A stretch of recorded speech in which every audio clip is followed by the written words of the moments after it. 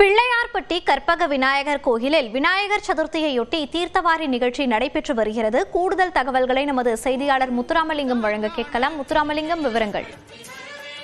சிவகங்கை மாவட்டம் காரைக்குடி அருகே பிள்ளையார்பட்டியில் உலக புகழ்பெற்ற கற்பக விநாயகர் கோயில் உள்ளது.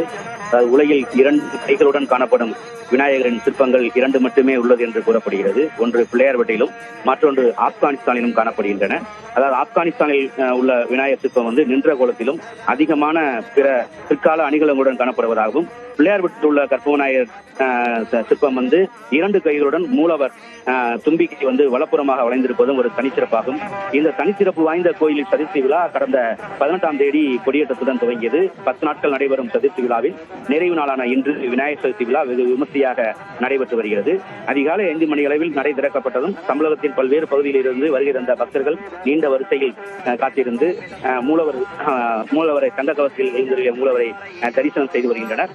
தொடர்ந்து திருநாள் மண்டபத்தில் மூஷிக வாகனத்தில், அதாவது தங்க கவசம் பூசிய மூஷிக வாகனத்தில் மூலவர் உற்சவர் கற்பக விநாயகர் பெருமான் எழுந்தறினார். தொடர்ந்து சிவாச்சாரியர்கள் வேத மந்திரங்கள் முழங்க தீபாரணை, பஞ்சமுக தீபாரணை காட்டப்பட்டது. அதிலிருந்து கோயிலை சுற்றி வலம் வந்த உற்சவர் விநாயகர் முன்னிலையில் கோயில் எதிரே உள்ள குளக்கரையில் தீர்த்தவாரி உற்சவம் தற்பொழுது வெகு விமர்சையாக நடைபெற்று வருகிறது. அதன் காட்சியை தற்போது நேரடியாக காணலாம். அதாவது சிவாச்சாரியார் பிச்சைக்குருக்கள் தலைமையில் நடைபெற்று வரும் இந்த தீர்த்தவாரி உற்சவத்தில், அதாவது அங்குச அஸ்திர தேவருக்கு வேத மந்திரங்கள் முழங்க பால், பன்னீர், தயிர், சந்தனம் உள்ளிட்ட 16 வகையான திரவியங்களால் சிறப்பு அபிஷேகம் நடைபெற்று வருகிறது.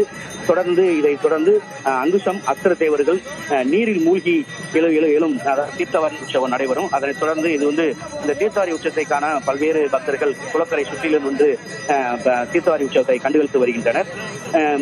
இந்த தீர்த்தவாரி உற்சவத்துக்கு பிறகு இந்த புனித நீரில் உள்ள குளத்தில் உள்ள புனித நீர் பக்தர்களுக்கு தெளிக்கப்படும். ஏன்னா அந்த பக்தர்கள் மீது தெளிக்கப்பட்டால் அவர்களுக்கு தோஷம் விலகி புண்ணியம் கிடைக்கும் என்பது நம்பிக்கையாகும்.